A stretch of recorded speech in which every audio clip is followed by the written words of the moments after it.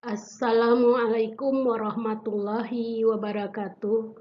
Salam sehat untuk kita semua. Ketemu lagi pada hari ini kita pembelajaran yaitu dengan tema pekerjaan teknik sipil, khususnya pada hidrologi dan hidrolika. Ada acuan hidrologi dan hidrolika yang harus kita lalui. Ada 3. Yang pertama topografi, kemudian hidrologi, kemudian hidrolika. Jadi dari ketiga ini kita akan membahas selanjutnya. Untuk topografi harus diketahui panjang saluran, elevasi kontur, luas lahan, titik genangan, kemudian siplinnya. Sedangkan hidrologi kita harus mengetahui analisa hidrologi, data curah hujan, kemudian intensitas curah hujan, koefisien aliran, dan nanti didapatlah banjirnya, debit banjirnya. Sedangkan untuk hidrolika, kita harus mengetahui, biasanya diketahui di lapangan, yaitu kita lihat dulu dimensinya, kemudian koefisien alirannya, kemudian arah alirannya, dan nanti mengetahui debitnya. Oke, kita mulai dengan topografi. Di mana topografi ini adalah suatu peta. Peta topografi ini selalu bertujuan untuk menggambarkan informasi ketinggian serta perbedaan ketinggian antar lokasi. Informasi ini akan dapat digunakan untuk menginterpretasikan relief serta bentuk topografi dari suatu lokasi. Indonesia dan badan pemetaannya yaitu BIG atau Badan Informasi Geospasial ini membuat peta topografi dengan informasi tata guna lahan.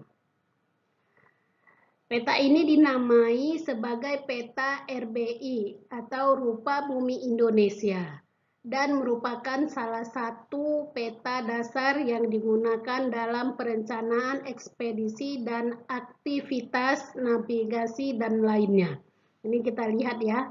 Nah, di sini ada informasi ketinggian atau garis kontur. Dalam garis kontur ini yaitu informasi ketinggian yang dapat diketahui dengan melihat titik ketinggian yang ada pada peta, serta melihat notasi ketinggian yang ada pada garis kontur peta tersebut. Jadi di sini kita lihat datanya mulai dari 10, 20, 30 dan peta dari tampak atas sama juga. Jadi untuk menghitung atau mengetahui ketinggian dari suatu lahan. Lanjut ya. Kemudian di sini ada juga peta untuk luasan atau das atau lahan kawasan yang ditempatkannya nanti peta stasiun curah hujan untuk mencari analisa hidrologi. Pada peta ini di situ dilihat ya titik-titik curah hujannya, titik-titik lokasi yang akan dipantau. Dalam hal ini seandainya peta lokasi atau data curah hujan itu sebaiknya diambil dari stasiun yang lebih banyak, minimal 2, kalau bisa 3 dan lebih lagi. Makin banyak stasiun curah hujannya maka makin akurat untuk menganalisa datanya. Kemudian biasanya digunakan dengan yang disebut untuk curah hujan itu AWLR atau Automatic Water Level Record.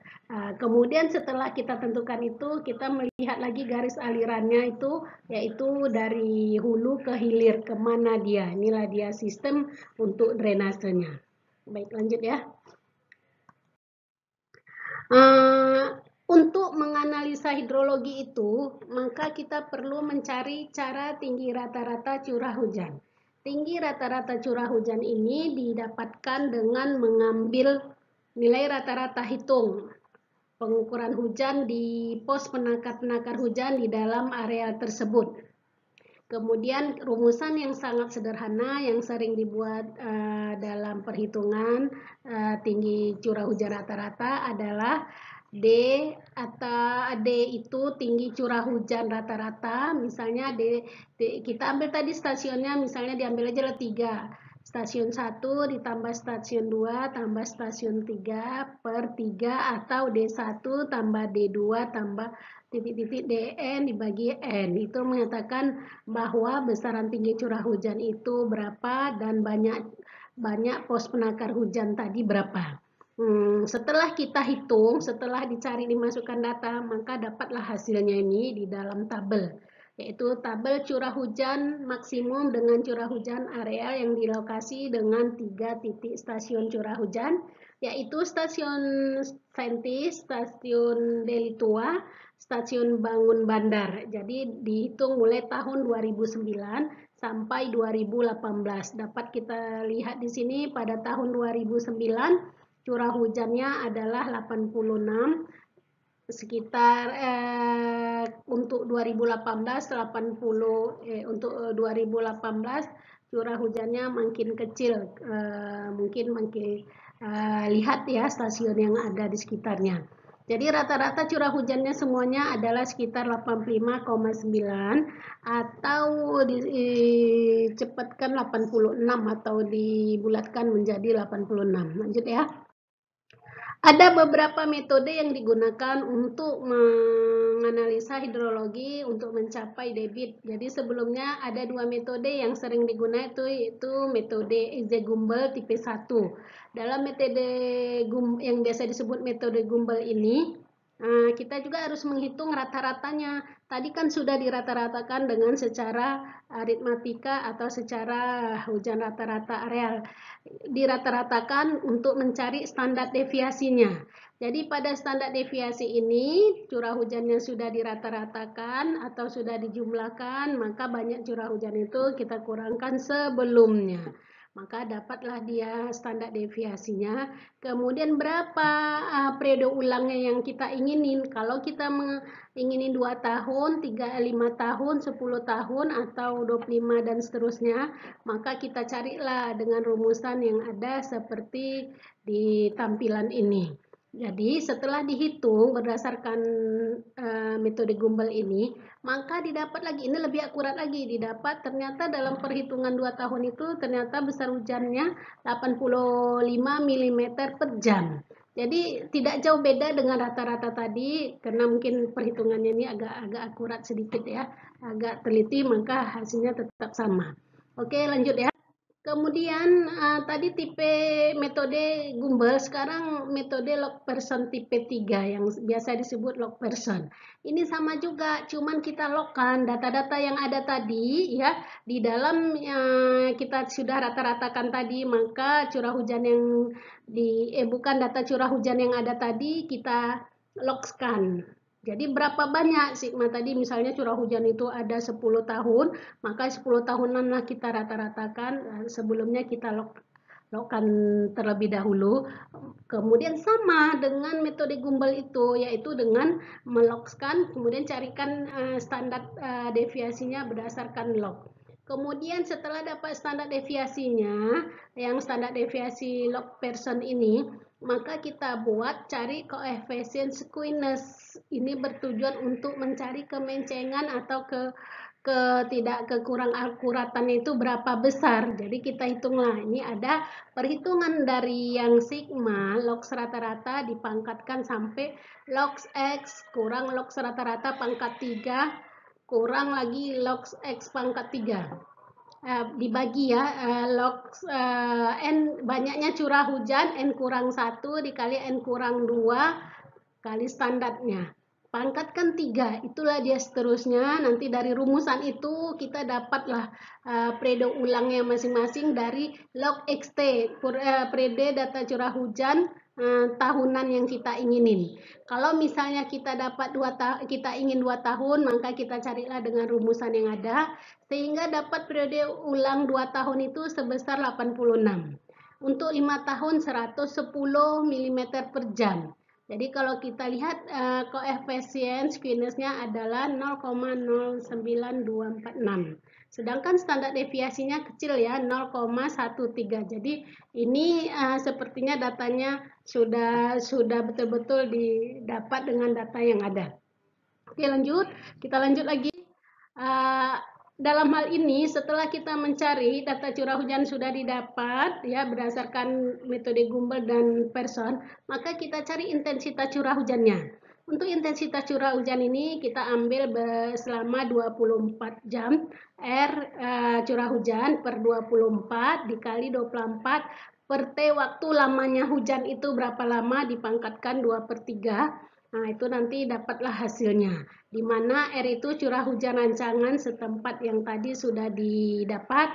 Kemudian T-nya itu lama waktu konsentrasi dalam waktu jam itu dari titik awal sampai titik akhir hujan itu jatuh.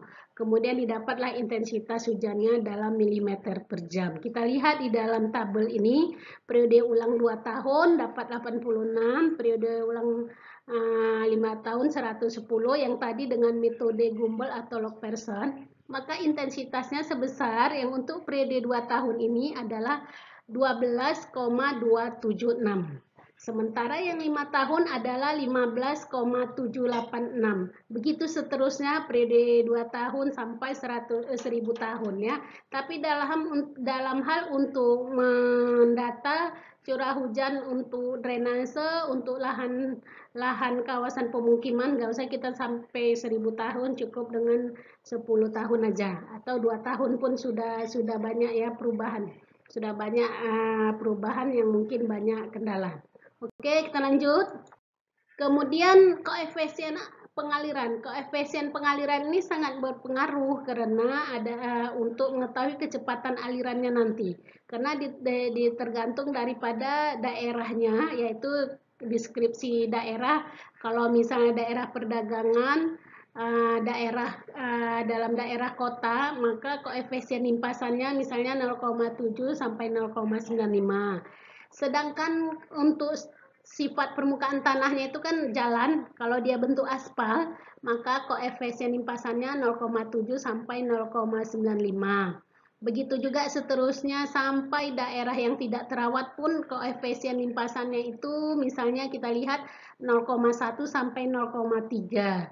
Dan untuk koefisien limpasan seterusnya tergantung dengan bagaimana sifat permukaan tanahnya. Oke, kita lanjut ya, Dedek. Kemudian debit banjir. Tadi kan sudah dianalisa, data sudah dapat, koefisien sudah didapat, intensitas sudah didapat, atau koefisien itu berdasarkan tabel, sementara intensitas berdasarkan perhitungan yang sangat sederhana tadi. Perhitungan debit ya, debit itu biasanya untuk mengetahui debit limpah atau debit banjir itu yang melimpah, maka digunakan metode rasional. Ini metode yang sering dipakaikan kalau untuk yang sederhana gitu ya. Jadi mana rumusnya? Yaitu Q sama dengan 0,278 C kali I kali A, di mana tadi koefisien alirannya kan sudah diketahui sesuai dengan tanahnya atau dasarnya. Intensitasnya juga sudah diketahui dan luasannya sudah. Maka setelah kita masukkan hitungan data koefisien, intensitas, dan luasan. Luasan misalnya kalau kita luasan kota Medan ini ada berapa? 256 km persegi, maka kita buatlah itu. Tapi lebih kecil, sebaiknya kita menghitung yang kecil-kecil aja, yang luasan area kawasannya kecil, yaitu saluran sekunder, untuk sekunder atau tersier, supaya lebih akurat. Jadi kita lihat datanya ini berdasarkan tabel, yaitu ada periode ulang 2 tahun, luas daerah pengaliran tersebut sebesar 4,3 km persegi. Jadi dari mana dapat 4,3 ini sudah diambil dari keadas yang sudah ada diperkirakan. Jadi koefisien pengalirannya sesuai juga dengan dasarnya tadi. Kalau di sini 0,55 diambil. Kemudian intensitas curah hujannya kita hitung juga tadi berdasarkan curah hujan yang data-data yang sudah dikaji, yang sudah dianalisa. Maka didapatlah debit rancang banjirnya itu sebesar untuk periode 2 tahun sebesar 8,2 118 meter kubik per detik. Itu untuk periode 2 tahun. Sementara periode 5 tahun itu dengan luasnya tetap, kemudian koefisien alirannya tetap, intensitas hujannya pasti berubah, kan? Kan tidak sama, tapi bisa aja periode ulang kapan lagi bisa sama, tapi jarang yang sama, betul? Maka hitungan intensitas curah hujannya sudah ada, maka didapatlah debit rancangan atau debit banjirnya adalah untuk yang 5 tahun itu 10,44 meter kubik per detik. Oke. Kemudian lanjut. Tadi sudah hidrologinya. Sekarang kita menghitung kawasan bagian hidrolika. Jadi antara hidrologi dan hidrolika itu paling tidak begitu jauh ya perhitungannya. Debitnya kita lihat aja nanti. Nah, tapi itu pun harus kita kaji lagi ulang. Bagaimana caranya? Kita lihat bentuk di lapangan itu apakah dia bentuk trapesium, apakah dia bentuk 4 persegi, apakah dia segitiga dan setengah lingkaran. Jadi masing-masing bentuk-bentuk ini berproses untuk menyesuaikan kondisi keadaan. Kalau dia misalnya untuk kawasannya luas atau tidak sempit, kita pakai trapesium karena alirannya besar, apanya besar ya, kapasitasnya besar, begitu dan seterusnya. Kalau misalnya yang setengah lingkaran ini biasanya yang untuk pemukiman, untuk rumah penduduk, yang segitiga ini lebih kecil lagi. Jadi kita cari luasannya. Jadi di sini ada contoh untuk perhitungan yaitu luas permukaan dari diambil trapesium. Setelah dikaji bentuk trapesium itu luasannya dapat. Misalnya dari B-nya itu berapa? Kalau di sini kita hitung 0,1. Misalnya kalau 0,1 kan dalam kita ambil aja 1 meter gitu ya. Kemudian M-nya berapa? Tapi makin sebenarnya ini kecil sekali. Cuman ini hanya contoh perhitungan yang ada supaya dapat gambaran untuk nanti selanjutnya. Jadi luasan bentuk yang penampang dalam 1 meter itu dapat dia sebesar 0,75 meter persegi dengan talut atau kemiringannya itu bervariasi. Tapi sebenarnya dia kan kalau yang baru itu dia nggak bervariasi terus sama. Kita ambil misalnya kemiringannya itu adalah horizontal dengan vertikal dari talut itu, maka dapat kita ambil misalnya sebesar 0,25. Kemudian keliling basahnya bagaimana? Keliling basah itu dari talut sampai dasar kembali lagi ke talutnya. Itu ada rumusnya adalah P sama dengan simbolnya P, B tambah 2H akar 1 tambah M kuadrat. M ini adalah faktor pengaruh dari kemiringan tampang saluran tersebut. Sesudah didapat keliling basah, apa yang dicari? Dicari adalah jari-jari hidrolis. Jari-jari hidrolis ini adalah untuk mengetahui permukaan yang basah yang dipengaruhi dengan luasan. Itulah dia. Jadi dapatlah jari-jari hidrolis yang tadi luasannya sebesar 0,75 meter persegi, maka jari-jari hidrolisnya adalah sebesar 0,292 yang keliling gini ya. Nah, itu. Kemudian dapat kita kecepatannya. Bisa dicari. Kecepatan yang biasa digunakan ini adalah kecepatan rumus Manning. Di mana rumus Manning N itu dipengaruhi faktor kekasaran daripada saluran. Faktor kekasaran saluran tersebut seper N, R pangkat 2/3 kali S atau kemiringan pangkat setengah. Maka data-data yang sudah ada N-nya faktor kekasaran berdasarkan tabel, nanti kita ambilnya tabel sesuai dengan kondisi lahan dasarnya itu apa, maka kita ambil. Di sini dibuat kondisi lahan biasa ya sebesar N-nya 0,025. Kemudian R-nya tadi setelah didapat, maka kita masukkanlah R-nya pangkat 2/3. Walaupun di sini agak ini ya kurang pas R-nya, cuman sebagai contoh untuk mendekatin aja, maka didapatlah kecepatannya 1,756 meter kubik per detik.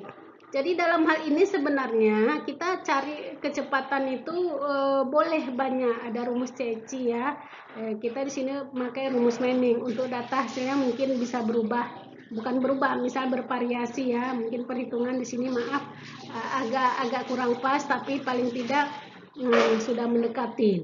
Jadi dapatlah debit. Debit itu untuk mendapat debit kan tadi kalau untuk hidrologi secara rasional, kalau ini gampang aja, sederhana lagi. Apa debitnya? Kecepatan dikali luas penampang, kan sederhana. Berapa kecepatan yang kita dapat? Tadi kecepatan yang didapat itu sebesar 1,756 meter kubik per detik. Sementara luasan tadi 0,75 meter kubik per detik. Jadi tadi kali kecepatan dikali luas penampang. Jadi hasil yang sudah kita dapat dengan metode lapangan dan sangat sederhana ini dapatlah debitnya. Debitnya berapa? Debit tadi dalam curah hujan yang kita hitung untuk periode ulangnya, kalau ini debit yang ada sebesar 1,317 meter kubik per detik, maka didapat debit rancangan 2 tahunnya adalah sebesar 8,118, 5 tahunnya 10,440, sementara untuk 10 tahunnya 13,601. Jadi dalam hal ini kan harusnya kita cari koefisien squeeze-nya dulu. Maka loh kok tidak aman untuk 25 dan 6, karena debitnya yang 2 tahun itu pada debit yang ada yang nggak cocok, yang kita dapat tadi secara analisa sebesar 1317 loh Bu, memang jelas beda lah. Makanya ini perlu bukan perlu kaji ulang, ternyata drainase itu perlu dibongkar atau diperbesar sesuai dengan kapasitasnya. 2 tahun aja sudah sampai 8,118, atau mungkin saja kita harus mencari lagi sebetulnya betul-betul untuk mendata, mencek ulang perhitungan, karena jauh kali ya, baru 2 tahun drainase tersebut sudah tidak sesuai lagi. Jadi perlu dicek ulang. Ini sengaja dibuat belum pas kali, cuma gambaran supaya bisa nanti adik-adik mahasiswa atau adik-adik SMA pun ada juga mencari gini, tapi yang biasanya dikerjakan oleh anak kuliah, perkuliahan tugas-tugas, atau bisa untuk skripsi atau tugas akhirnya mencari ini. Jadi harus kita lihat dulu macam bagaimana untuk mengetahui keseimbangan daripada existing atau yang ada, kemudian dengan perencanaan kita dengan cara hidrologi. Walaupun tadi kan untuk metode Gumbel dengan person itu tidak jauh ya, sama. Tapi dalam debit ini berbeda. Kenapa? Mungkin di lapangan dengan dia mencari daerah, kawasan atau tahun itu kan berubah. Jadi pada tahun yang ditinjau misalnya 2018 dan yang diambil mungkin lewat bulannya atau 2019. Jadi otomatis bisa saja berubah. Makanya oleh sebab itu di sini ini hanya gambaran untuk cara menggunakan hidrologi dan hidrolika untuk pekerjaan teknik sipil. Jadi kepada adik-adik, tolong nanti kalau misalnya hasil tidak begitu, kalau mencolok kesalahannya, nanti cek lagi ulang datanya. Nanti karena ini tinggi kali ya, tapi nggak apa-apa, sebagai gambaran bahwasanya itulah cara pekerjaan hidrologi dan hidrolika itu. Tetap ada penggabungan untuk drainase atau saluran atau lahan juga, karena ada di lahan itu data yang masuk itu beberapa komponen ya, termasuk salah satunya saluran dari permukiman, saluran dari perkantoran, atau saluran dari macamlah dari rumah satu ke rumah lain, atau bisa saja dari suatu sekolah atau yang lainnya. Jadi begitulah adik-adik secara hidrolika dan secara hidrologi. Sekian untuk sementara ini, mudah-mudahan nanti dapat dilanjutkan yang lebih detail lagi dan lebih mengerti dan paham. Saya akhiri. Assalamualaikum warahmatullahi wabarakatuh. Salam sehat untuk kita semua. Terima kasih.